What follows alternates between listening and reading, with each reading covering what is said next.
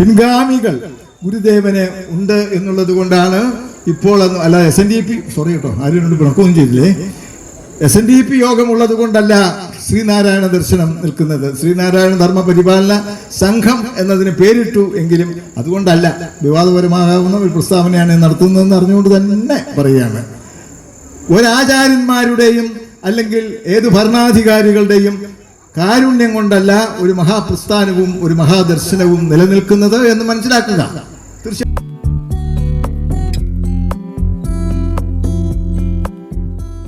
മറ്റ് പേരിൻ്റെ വിശദാംശങ്ങളിലേക്ക് കടക്കുന്നില്ല. ഓർമ്മ വെച്ച് സാംസ്കാരിക ബോധം ഉറച്ച നാൾ തൊട്ട് മനസ്സിൽ പ്രകാശം പരത്തിയ ദീപ്തമായ ചിന്ത, കുമാര കവിയെക്കുറിച്ചുള്ള ആരാധന, ആശാന്റെ കർമ്മമണ്ഡലമായിരുന്ന ഈ തോന്നയ്ക്കൽ സ്മാരകത്തിൽ പല തലങ്ങളിൽ പല വിധങ്ങളിൽ പ്രത്യക്ഷപ്പെടാൻ എനിക്ക് ഭാഗ്യമുണ്ടായിട്ടുണ്ട്. ഈ വേദിയിൽ വെച്ച് തന്നെ എത്ര തവണ ആശാനെ കുറിച്ച് സംസാരിച്ചിരിക്കുന്നു. ഈ സ്മാരകത്തിന്റെ ഭരണസമിതിയിൽ അംഗമായിരിക്കാൻ ഇടവന്ന കാലവും ഞാൻ ഓർമ്മിക്കുന്നു. എൻ്റെ മനസ്സിൽ ഞാൻ പറയട്ടെ, മങ്ങാതെ നിൽക്കുന്ന മഹത്തായ ഒരു കാവ്യ നക്ഷത്രം കുമാരനാശാൻ. ആശാന്റെ സ്മാരകം വാസ്തവത്തിൽ പേരുകൊണ്ട് ദേശീയ സ്മാരകമായാൽ പോരാ, മറിച്ച് ലോകത്തിലെ ഇതര കവികളുടെ നാടകകാരന്മാരുടെ, ഞാൻ ഷേക്സ്പിയറെയും അതുപോലെ തന്നെ മഹാകവി രവീന്ദ്രനാഥ് ടാഗോറിനെയും ഒക്കെ ഓർമ്മിച്ചുകൊണ്ട് പറയുകയാണ്, അവരുടെയൊക്കെ സ്മാരകങ്ങൾ രൂപപ്പെടുത്തിയിരിക്കുന്ന ഭാവനാസമ്പന്നമായ രീതികൾ കണ്ടറിഞ്ഞ് അതേ രീതിയിൽ ഇതൊരു മഹത്തായ സാംസ്കാരിക കേന്ദ്രമായി മാറേണ്ടിയിരിക്കുന്നു ഇനിയും എന്നാണ് വിനയപൂർവ്വം എനിക്ക് പറയാൻ തോന്നുന്നത്. സ്റ്റാഫോർഡ് അവോണിൽ ഷേക്സ്പിയറുടെ ആ ജന്മസ്ഥലിയിൽ ഞാൻ പല പ്രാവശ്യം പോകാൻ എനിക്കിട വന്നിട്ടുണ്ട്. സ്റ്റാഫോർഡ് നദിയുടെ മുകളിലുള്ള മനോഹരമായ കുന്നിൻപുറത്ത് ഷേക്സ്പിയറുടെ വസതിയിലേക്ക് നടന്നു കയറുമ്പോൾ തന്നെ അതൊരു വലിയ കാവ്യാനുഭവം ആയിട്ടാണ് എനിക്ക് തോന്നിയിട്ടുള്ളത്. അതുപോലെ കൊൽക്കത്തയിൽ രവീന്ദ്രഭാരതിയോട് ചേർന്നുള്ള മഹാകവി രവീന്ദ്രനാഥ് ടാഗോറിൻ്റെ ജന്മഗൃഹം സന്ദർശിക്കുമ്പോൾ അവിടെ അതിൻ്റെ ഒരു സംവിധാനം എന്ന് പറയുന്നത് വളരെ വ്യത്യസ്തമായ ഒന്നാണ് എന്നെനിക്ക് തോന്നുന്നു. നമുക്ക് ആ ഉയരങ്ങളിലേക്ക് എത്താൻ കഴിയണം. കാരണം മലയാള കവിതയെ ഇവിടെ പ്രസംഗിക്കുന്നതുകൊണ്ട് പറയുന്നതല്ല, ആത്മാവിൽ ഉറച്ച കാര്യം ഊന്നിപ്പറയുകയാണ് ചെയ്യുന്നത്. മലയാള കവിതയെ ഇന്നും ഭാസുരമാക്കി നിലനിർത്തുന്ന കാവ്യസ്മരണ എഴുത്തച്ഛനും കുമാരനാശാനുമാണ് എന്ന് നമുക്ക് എല്ലാവർക്കും അറിയാം. മലയാള കവിതയിൽ കുമാരനാശാന്റെ ഒരു പ്രകാശ ഭംഗികൾ ഇല്ല എങ്കിൽ പിന്നൊന്നുമില്ല. പല പ്രതിസന്ധികളെ കുറിച്ച് ഇവിടെ സൂചിപ്പിക്കുകയുണ്ടായി. ആ പ്രതിസന്ധികൾക്കിടയിലും ആശാൻ ജീവിക്കുന്നു, എഴുത്തച്ഛൻ ജീവിക്കുന്നു, ആശാൻ ജീവിക്കുന്നു. ദിവസം എത്ര കവിത എഴുതുന്നു എന്ന് കവിക്ക് പോലും നിശ്ചയമില്ലാത്ത കാലത്താണ് നാം ജീവിക്കുന്നത്. ഇവിടെ പറഞ്ഞതുപോലെ ഇത് വിടുകയാണ്. അയ്യപ്പപ്പണിക്കർ സാർ പണ്ടിരിക്കും പറഞ്ഞത് ഞാൻ ഓർക്കുന്നുണ്ട്, 10 അടി നടന്നാൽ 10 കവികളെ തട്ടി വീഴാതെ മുമ്പോട്ട് പോകാൻ സാധിക്കുകയില്ല എന്ന്. അതുപോലുള്ളൊരവസ്ഥ വിശേഷമുണ്ട്. പൂർവ്വസൂരികളെ കുറിച്ച് പഠിക്കാതെ വേണ്ടത്ര മനനം ചെയ്യാതെ റിട്ടയർ ചെയ്തിരിക്കുകയല്ലേ, ദിവസം ഒരു നോവൽ വെച്ച് എഴുതിക്കൂടെ എന്ന് എന്നോട് ചോദിച്ച സഹൃദയരുണ്ട്. വെറുതെ വീട്ടിലിരിക്കാമല്ലോ, ഇപ്പോൾ രാവിലെ തൊട്ട് നോവൽ ഉണ്ടെങ്കിൽ വൈകുന്നേരത്ത് കൂടെ തീർത്തുകൂടെ എന്ന് ചോദിച്ച സഹൃദയ സ്നേഹിതരെ ഞാൻ സ്നേഹപൂർവ്വം ചേർത്ത് പിടിക്കുന്നു. പക്ഷെ അങ്ങനെ എഴുതേണ്ടതല്ലല്ലോ നോവൽ എന്ന് പറയുന്നത്. ഈ ഇരിക്കുന്ന പ്രിയങ്കരനായ ബഹുമാന്യനായ എന്ന് നിങ്ങളുടെ ഭാഷ ഉപയോഗിച്ച് ഞാൻ പറയാം, എനിക്ക് എൻ്റെ ഭാഷയിൽ പ്രിയങ്കരനായ കെ ജയകുമാർ മാർ ഇവാനിയസ് കോളേജിൽ സുവോളജി വിദ്യാർത്ഥിയായിരുന്നു. മലയാളം ഐച്ഛികമല്ല, സുവോളജി വിദ്യാർത്ഥിയായിരുന്ന ആ കുട്ടി കുമാരനാശാനെ പഠിച്ച് ആശാന്റെ നായികമാരെ കുറിച്ച് പുസ്തകം എഴുതിയ ആളാണ്. ഏത് പ്രായത്തിൽ?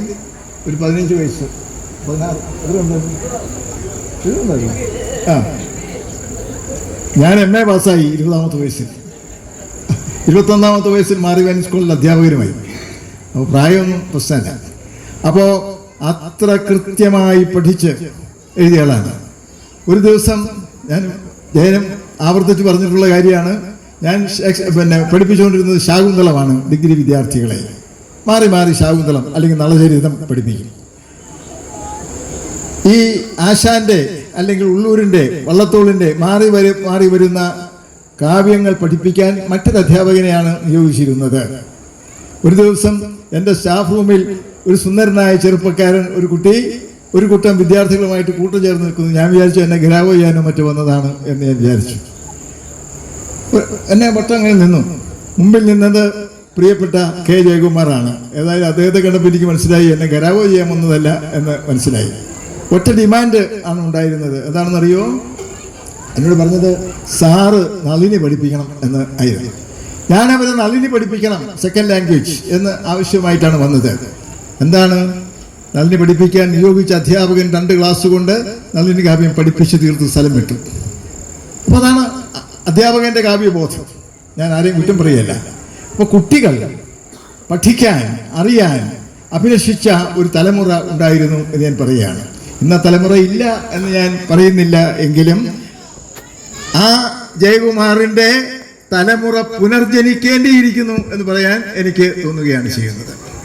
അപ്പോൾ ആശാനെ അറിയണം, ആശാന്റെ കാവ്യങ്ങൾ പഠിക്കണം. ആശാന്റെ കാവ്യങ്ങൾ പഠിക്കുക എന്ന് പറഞ്ഞാൽ അതിനു മുമ്പ് മഹാനായ ശ്രീനാരായണ ഗുരുദേവന്റെ ദർശനങ്ങളെക്കുറിച്ച് നമ്മൾ അറിഞ്ഞിരിക്കണം. കാരണം ആ ആധാര ഭൂമികയിലാണ് ഒരർത്ഥത്തിൽ ആശാൻ കവിത വളർന്ന് വിലസുന്നത് എന്നുള്ളതാണ് വാസ്തവം. സമത്വബോധവും ജാതിക്ക് അതീതമായ മാനവ ചിന്തയും നമ്മുടെ മനസ്സിൽ ഊട്ടിയുറപ്പിച്ച മഹാത്മാവ് ശ്രീനാരായണ ഗുരു ആണ്. ഗുരുദേവന്റെ ദർശനത്തിലൂടെയാണ് ജാത്യതീതമായ മതാതീതമായ ഒരു സങ്കല്പനം നമ്മുടെ മനസ്സിൽ രൂപപ്പെട്ടത് എന്നുള്ളത് ഓർമ്മിക്കുക. ജാതിഭേദം മതദ്വേഷം ഏതുമില്ലാതെ സർവരും സോദരത്വേന വാഴുന്ന മാതൃകാ സ്ഥാനമാണിത് എന്ന് അരുവിപ്പുറത്തെ ക്ഷേത്രഭിത്തിയിൽ എഴുതി വെച്ച ഗുരുവിനെ ഞാൻ ഓർമ്മിക്കുന്നു. ഇതേ ശബ്ദം തന്നെയാണ്, ഇതേ സ്വരം തന്നെയാണ് ചണ്ടാല ഭിക്ഷുകയിൽ നാം കേൾക്കുന്നത് ഇല്ലേ? ദാഹാർത്തനായി വരുന്ന ഭിക്ഷുവിനെ കൈനീട്ടി നിൽക്കുകയാണ്. ചണ്ടാല ബാലിക മാതങ്കി ദാഹജലം കൊടുക്കുന്നതിന് മടിക്കുന്നു. പക്ഷേ എന്താണ് കുഴപ്പം? ദാഹജലം കൊടുക്കാനുള്ള മടി. ഉയർന്ന ജാതിയിൽപ്പെട്ട ആളുകൾക്ക് ദാഹനീർ കൊടുത്താൽ പോലും അത് പാപകരമാണ് എന്ന് വിധിച്ചൊരു സമുദായത്തിൻ്റെ ഇര ആണ് മാതങ്കി എന്നുള്ളതാണ്. അതുകൊണ്ട് അവൾ പറയുന്നു, ഞാൻ ജലം തരില്ല. ദാഹാർത്തനാണ് ശരി, വിടർത്തിയ കരങ്ങളുമായിട്ട് നിൽക്കുകയാണ്, പക്ഷേ ജലം തരില്ല എന്ന് പറയുന്നു. അപ്പോഴാണ് ദാഹിക്കുന്നു ഭഗിനി കൃപാരസമോഹനം കുളിർ തണ്ണീരിതാശുനി ഓമലേ തരൂ തെല്ല് എന്ന് ഭിക്ഷു അഭ്യർത്ഥിക്കുന്നത്. അപ്പോ മാതങ്കി പറയുന്നത് എന്താണ്? അല്ലല്ല എന്തു കഥയിതു കഷ്ടമേ അല്ലലാലങ്ങ് ജാതി മറന്നുവോ, അല്ലലാലങ്ങ് ജാതി മറന്നുവോ. ദുഃഖമുണ്ടായപ്പോൾ ജാതി മറന്നുപോയോ? കാരണം വിസ്മരിക്കാത്ത എപ്പോഴും ഓർമ്മയിൽ ഉണ്ടായിരിക്കേണ്ട ഒന്നാണ് ജാതി എന്ന് സമൂഹം നമ്മുടെ മനസ്സിൽ അടിച്ച് ഉറപ്പിച്ച് പഠിപ്പിച്ചിരുന്ന ഒരു കാലത്തിന്റെ ഇരയായ ഒരു കന്യകയെ നമ്മളിവിടെ കാണുകയാണ് ചെയ്തത്. അല്ലലാലങ്ങ് ജാതി മറന്നുവോ. ജാതി അത്ര ഭൂമിയിൽ നമ്മുടെ സാമൂഹിക ഇടത്തിൽ ഏറ്റവും ശക്തമായി നമ്മെ കാർന്നു തിന്നുന്ന രാക്ഷസരൂപം പ്രാപിച്ച ജാതി ചിന്ത. ആ ജാതിക്കെതിരായിട്ട് ശക്തമായ ബോധ്യങ്ങൾ ഉൽപ്പാദിപ്പിച്ചു ഗുരുദേവൻ. നമുക്കറിയാം അല്ലേ? ജാതിഭേദം മതദ്വേഷം ഞാൻ ചൊല്ലി. ജാതിഭേദം മതദ്വേഷം ഏതുമില്ലാതെ സർവരും സോദരത്വേന വാഴുന്ന മാതൃകാസ്ഥാനം. ജാതി ചോദിക്കരുത് പറയരുത് എന്ന് പറഞ്ഞു ഗുരുദേവൻ. മതമേതായാലും മനുഷ്യൻ നന്നാവണം എന്ന് പറഞ്ഞു. ഈ ഗുരുദേവ സന്ദേശങ്ങൾ ദർശനങ്ങൾ നമ്മുടെ ഹൃദയത്തിൽ ആഴത്തിൽ ഇപ്പോഴും വേരോടി നിൽക്കുന്നു എങ്കിൽ അതിന് കാരണം ആരാണ്? ഞാൻ പറയും കുമാരനാശാനാണ്. ഗുരുദേവ ദർശനം കാവ്യാത്മകമായി നമ്മുടെ ഹൃദയത്തിൽ ആഞ്ഞു പതിപ്പിച്ച കവി ഗുരു, തീർച്ചയായും കവി ഗുരു എന്നാണ് ഞാൻ പറഞ്ഞത്, കുമാരനാശാനാണ്. വിദ്യാഗുരു, വിദ്യ കൊണ്ട് സമ്പന്നരാവുക എന്ന് ഗുരു പറഞ്ഞു. ആ വിദ്യാ സമ്പന്നത നമ്മുടെ മനസ്സിൽ ഉറപ്പിക്കാൻ തയ്യാറായത് ഡോക്ടർ പൽപ്പു ആണ്. ബാംഗ്ലൂരിൽ ആശാനെ ബാംഗ്ലൂരിൽ കൊണ്ടുപോയി പഠിപ്പിച്ചത്. ഗുരുദേവന്റെ നിർദ്ദേശാനുസരണം ഡോക്ടർ പൽപ്പു ആയിരുന്നു എന്നും ഓർമ്മിക്കുക സാന്ദർഭികമായി എന്ന് ഞാൻ പറയുകയാണ്. ഇങ്ങനെയുള്ള ആത്മാക്കൾ, ഇങ്ങനെ ചില മഹത്തുക്കൾ, ഇങ്ങനെയുള്ള പിൻഗാമികൾ ഗുരുദേവന് ഉണ്ട് എന്നുള്ളത് കൊണ്ടാണ് ഇപ്പോൾ അല്ല SNDP സോറി കേട്ടോ, ആരും പിണക്കമൊന്നും ചെയ്തില്ലേ, SNDP യോഗമുള്ളത് കൊണ്ടല്ല ശ്രീനാരായണ ദർശനം നിൽക്കുന്നത്. ശ്രീനാരായണ ധർമ്മ പരിപാലന സംഘം എന്നതിന് പേരിട്ടു എങ്കിലും അതുകൊണ്ടല്ല, വിവാദപരമാകാവുന്ന ഒരു പ്രസ്താവനയാണ് നടത്തുന്നതെന്ന് അറിഞ്ഞുകൊണ്ട് തന്നെ പറയുകയാണ്. ഒരാചാര്യന്മാരുടെയും അല്ലെങ്കിൽ ഏത് ഭരണാധികാരികളുടെയും കാരുണ്യം കൊണ്ടല്ല ഒരു മഹാപ്രസ്ഥാനവും ഒരു മഹാദർശനവും നിലനിൽക്കുന്നത് എന്ന് മനസ്സിലാക്കുക. തീർച്ചയായിട്ടും നമ്മൾ മനസ്സിലാക്കണം.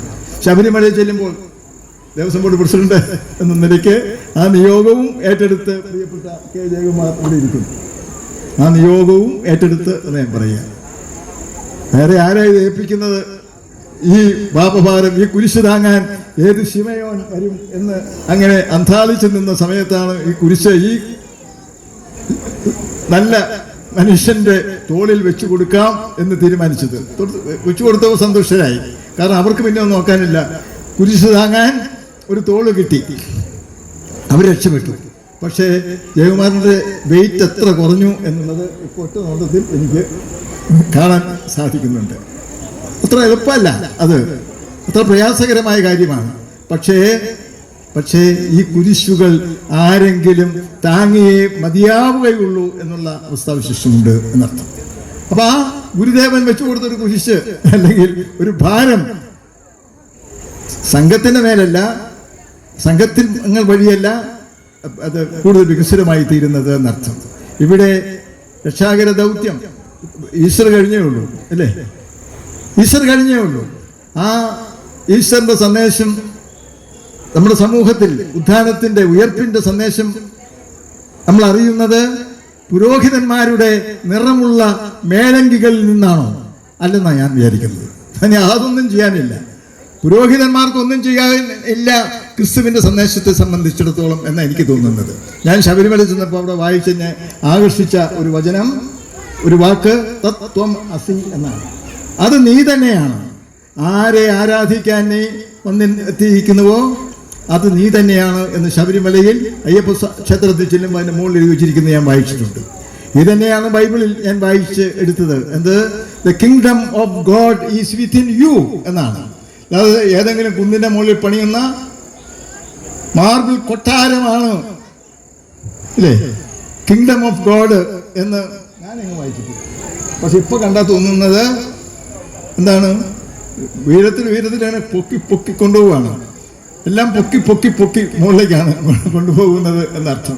മനുഷ്യന് മാത്രം പങ്കാൻ ഇടമില്ലാത്ത, ഉയരാൻ ആകാശമില്ലാത്ത ഒരു കാലാവസ്ഥ ഉണ്ടാക്കുന്നു. ഗുരുക്കന്മാർ ഓരോന്ന് പറയും, അനുയായികൾ തോന്നിയതുപോലെ പ്രവർത്തിക്കും എന്നുള്ള അവസ്ഥാവിശിഷ്ടമാണ്.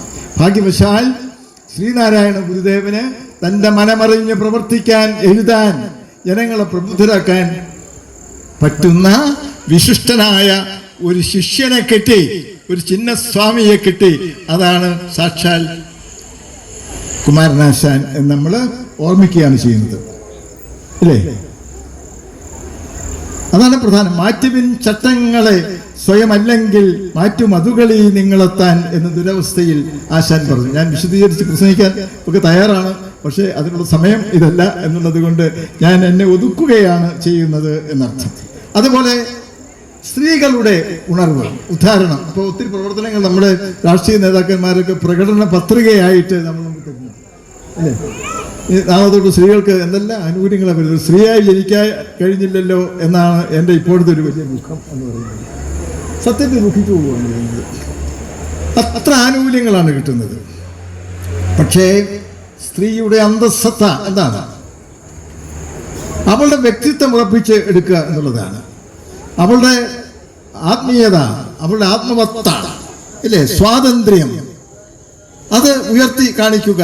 സ്ത്രീ ശക്തീകരണം എന്ന്, വിമൻ എംപവർമെന്റ് എന്ന് സാക്ഷരതയും കൊണ്ട് നടന്ന കാലഘട്ടത്തിൽ ഈ രാജ്യം മുഴുവൻ വിളിച്ചു പറഞ്ഞ ഒരാളാണ് ഞാൻ. സ്ത്രീയെ ശക്തീകരിക്കുക, അപ്പൊ സമൂഹം നന്നാവും, കുടുംബം നന്നാവും. ഞാനൊരിക്കൽ പറയുന്ന, വീണ്ടും കുഴപ്പത്തിലേക്കാണ് പോകുന്നത്, നിയന്ത്രിച്ചുകൊണ്ട് പറയാണ്. കേരളത്തിൽ ഒരു ജില്ലയിൽ ചെന്നപ്പോൾ എന്നോട് സ്കൂളിലെ അധ്യാപകന്മാർ പറഞ്ഞു, 10ാം ക്ലാസ്സിൽ എൻ്റെ പൊന്നു സാറേ പെൺകുട്ടികൾ വരുന്നില്ല. നല്ല മിടുക്കി കുട്ടികളാണ്, പഠിക്കുന്ന കുട്ടികളാണ്. പക്ഷെ 10ാം ക്ലാസ്സിൽ കാണത്തില്ല. ഇപ്പം ഒരു അന്വേഷണം നടത്തി, ഞാനും അവിടുത്തെ പ്രേരക്കുമാരും ചേർന്നിട്ട്. എന്താ കാര്യം? 9 ആകുമ്പോഴത്തേക്കും കെട്ടിച്ചു വിടും. അത് അന്വേഷിച്ച ആൾ വരുമ്പോൾ കച്ചവടം നടത്തി കൈവിട്ട് കൊടുക്കും, ഈ കയറ് ഏൽപ്പിച്ചു കൊടുക്കും, എന്താ പിടിച്ചോ എന്ന് പറയും. അപ്പോൾ ഞാനും സുഹൃത്തുക്കളുമൊക്കെ ചേർന്ന്, അന്ന് അവിടുത്തെ ജില്ലാ കളക്ടറായിരുന്ന പ്രിയപ്പെട്ട ജോണും ഉണ്ടായിരുന്നു ഒപ്പം എന്ന് ഞാൻ ഓർക്കുന്നു. വീടാന്തരം കയറി ഇറങ്ങി. 9ാം ക്ലാസ്സിൽ പഠിക്കുന്ന പെൺകുട്ടികളുടെ വീടുകളിൽ കയറി ഇറങ്ങി. കുട്ടിയെ പഠിപ്പിക്കാൻ വിടണം, 10ൽ തുറന്ന് പഠിപ്പിക്കാൻ അനുവദിക്കണം എന്ന് പറഞ്ഞപ്പോൾ അവിടുത്തെ അമ്മമാർ പറഞ്ഞു, എൻ്റെ പൊന്നു മാഷേ, ഇങ്ങനെ പഠിപ്പിക്കാൻ വിട്ടാൽ പെണ്ണിനെ പ്രായമായി ഏറെ പോവും, സമയത്ത് കെട്ടാൻ ആൾ വരത്തില്ല എന്ന് പറഞ്ഞു.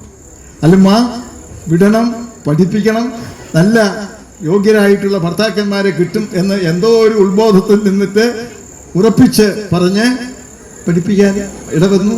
അവർ പഠിച്ച് നല്ല ഉയർന്ന പരീക്ഷകൾ, സിവിൽ സർവീസിലൊക്കെ പിന്നീട് എത്തിപ്പെട്ടു എന്നുള്ളത് എൻ്റെ ഓർമ്മയിൽ എന്നെ അനുഗ്രഹിച്ചു നിൽക്കുന്ന ചില മനോഹര പുഷ്പങ്ങളാണ് എന്ന് ഞാൻ ഇവിടെ പറഞ്ഞുകൊള്ളട്ടെ. ഇവിടെ ചിന്താവിഷ്ടയായ സീത, നിങ്ങൾക്കറിയോ, നമ്മളിപ്പോൾ ചിന്താവിഷ്ടയായ സീത കുമാരനാശാന്റെ കാവ്യത്തെക്കുറിച്ച് പറയുന്നു, നല്ലത്. പക്ഷെ ചിന്താവിഷ്ടയായ സീത എഴുതിയ സമയത്ത് നമ്മുടെ നിരൂപകന്മാർക്കിടയിലുണ്ടായ വിമർശനം എന്താണെന്ന് അറിയാമോ? ഇയാളെന്തിനാ ചിന്താവിഷ്ടയായ സീത എഴുതുന്നത്? രാമനെ വിമർശിക്കുന്ന, ഭർത്താവിനെ വിമർശിക്കുന്ന ഭാര്യയെ അവതരിപ്പിക്കാമോ? എന്തിനാണ് ചിന്താവിഷ്ടയായ സീത? ചിന്താവിഷ്ടയായ ശ്യാമള എന്നോ മറ്റോ ഒരു കവിത എഴുതി ഈ കവിക്ക് തൃപ്തനാകാമായിരുന്നില്ലേ എന്ന് ചോദിച്ച നിരൂപക പ്രബലന്മാരുണ്ട് എന്ന് ഞാൻ പറയാം. നിങ്ങൾക്കറിയാം, ചരിത്രം വായിക്കുമ്പോൾ അറിയാവുന്നതാണ്. ആ ചിന്താവിഷ്ടയായ സീതയാണ് ചോദിക്കുന്നത്, ഇല്ലേ? ആരോട്? ശ്രീരാമചന്ദ്രന്റെ നേർക്ക് നോക്കിയിട്ട് ചോദിക്കുകയാണ്. എന്ത്? അരുതന്തയി വീണ്ടും എത്തി ഞാൻ തിരുമുൻപിൽ തെളിവേകി ദേവിയായി മരിവീടണമെന്ന് കരുതുന്നു മന്നവൻ, ശരി പാവയോ ഇവൾ? ഈ ചോദ്യം ഒരു വലിയ ചോദ്യമാണ്. നമ്മൾ ഞെട്ടിപ്പിച്ച, മനസ്സിൽ വലിയ മുഴക്കങ്ങൾ സൃഷ്ടിച്ച ചോദ്യമാണ്. ശരി പാവയോ ഇവൾ? എവൾ പാവയാണോ എന്ന് ചോദിക്കുന്ന ഒരു സ്ത്രീയെ ആശാൻ ചിത്രീകരിക്കുകയാണ് ചെയ്യുന്നത്. അങ്ങനെയാണ് അദ്ദേഹം മാറ്റുവിൻ ചട്ടങ്ങളെ എന്ന് പറഞ്ഞത്. സമൂഹത്തിലെ മാറ്റങ്ങൾ. എന്തിനാണ് വീണപൂവിനെ കുറിച്ച് എഴുതിയത്? വിടർന്ന പൂവിനെ കുറിച്ചോ വിലസി നിൽക്കുന്ന പൂവിനെ കുറിച്ചോ എഴുതാതെ ആദ്യം വീണപൂവിനെ കുറിച്ച് എഴുതിയത് എന്തിനാണ്? ആരാണ് വീണപൂവ്? സമൂഹത്തിലെ പതിതരായ ആളുകൾ. എന്തിനാണ് ദുരവസ്ഥ എഴുതിയത്? ബ്രാഹ്മണ സ്ത്രീയായ സാവിത്രി ചാത്തന്റെ കുടിലിൽ അഭയം തേടുന്നതിനെ കുറിച്ച് പറഞ്ഞത് എന്തിനാണ്? ദുരവസ്ഥയിൽ.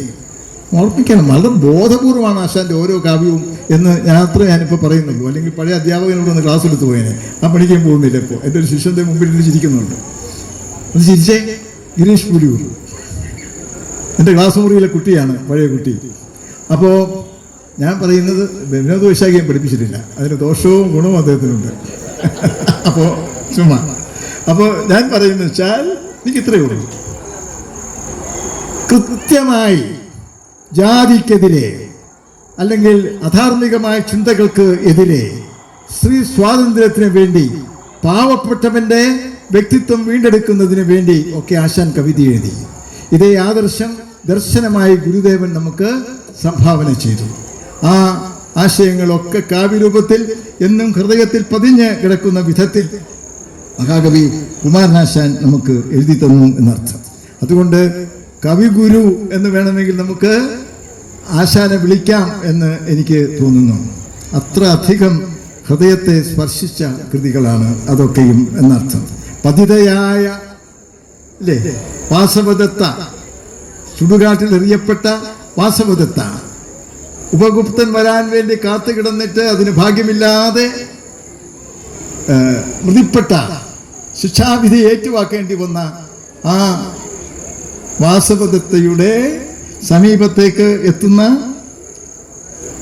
അറിയാമല്ലോ. ഞാൻ കവിത വായിക്കുന്നില്ല എങ്കിലും പതിതകാരുണികരാം ഭവാദൃശന്മാർ ഈ ശരിക്ക് ഇനി ഏറെ വേണം എന്നാണ് ആശാൻ കവിതയിൽ പറഞ്ഞു നിൽക്കുന്നത്. അതേ അർത്ഥത്തിലാണ്. അങ്ങനെപ്പോലുള്ള ആളുകൾ, പാവപ്പെട്ട ആളുകളുടെ കണ്ണുനീർ തുടയ്ക്കുവാൻ, കരച്ചിൽ കേൾക്കുവാൻ കഴിവുള്ള ആളുകൾ ഈ സ്ഥിതിക്ക്, ഈ ഭൂമിക്ക് ഇനിയും അധികം അധികം വേണം എന്ന് ആശാൻ പറയുകയാണ് ചെയ്യുന്നത് എന്നർത്ഥം. അങ്ങനെ നമ്മുടെ ജീവിതത്തെ നവീകരിച്ച, ഉത്ബുദ്ധമാക്കിയ, മഹത്തരമാക്കിയ മഹാകവി, കവികളുടെ കവി സാക്ഷാൽ കുമാരനാശാൻ ഈ തോന്നക്കലെ മണ്ണിൽ ജീവിച്ച് ഈ കർമ്മഭൂമിയായി ഇതിനെ തിരഞ്ഞെടുത്ത് തീർച്ചയായും കാവ്യരചന നടത്തി. അദ്ദേഹം ജനിച്ച കായിക്കരയും അദ്ദേഹം അന്തരിച്ച അല്ലെങ്കിൽ അപകടത്തിൽ നമുക്ക് നഷ്ടപ്പെട്ട പല്ലനെയും ഉണ്ട്. എങ്കിലും ഇപ്പോൾ ഉള്ളത് ശരിക്ക് തോന്നക്കൽ ആണ് എന്ന് പറയാൻ ഈ 3 സ്ഥലത്തും പോകുന്ന ഒരാൾ എന്നുള്ള നിലയ്ക്ക് എനിക്കറിയാം. ഇനിയെങ്കിലും ഇതിനെല്ലാം ബന്ധിപ്പിച്ചുകൊണ്ട് ഒരാശാൻ കാവ്യ സമുച്ചയം സൃഷ്ടിച്ച് ഈ കവിക്കും നമ്മുടെ ഹൃദയത്തിൽ ആഴത്തിൽ വേരോട്ടം ഉണ്ടാക്കുന്ന പ്രവർത്തനങ്ങൾ നടത്തുന്നതിന് ബന്ധപ്പെട്ട ആളുകൾ മുൻപോട്ട് വരട്ടെ എന്നൊരു പ്രാർത്ഥന ഈ സന്ധ്യയ്ക്ക് അവതരിപ്പിക്കുക മാത്രമാണ് ഞാൻ ചെയ്യുന്നത്. വീണ്ടും ഇവിടെ വരാൻ ഒരവസരമുണ്ടാക്കിയതിന് തോന്നക്കലിൽ വന്ന് തോന്നക്കൽ കണ്ട കാഴ്ച എന്ന് പറഞ്ഞിട്ട് മുടശ്ശേരിയുടെ ലേഖനമുണ്ട് പഴയ. അതുപോലെ വീണ്ടും വീണ്ടും തോന്നക്കൽ ഓരോ കാഴ്ചയും കാണാനായിട്ട് വരികയാണ് എന്നെ പോലുള്ള ആളുകൾ ചെയ്യുന്നത്. മഹാകവിയുടെ ദീപ്തമായ സ്മരണയ്ക്ക് മുന്നിൽ നമസ്കരിച്ചുകൊണ്ട് നിങ്ങളുടെ മുൻപിൽ വിനയപൂർവ്വം പ്രണമിച്ചുകൊണ്ട് ഈ സംഭാഷണം ഞാൻ അവസാനിപ്പിക്കുന്നു. നന്ദി, നമസ്കാരം.